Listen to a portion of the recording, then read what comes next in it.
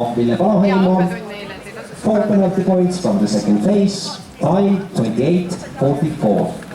Valmistub Jessica Raide.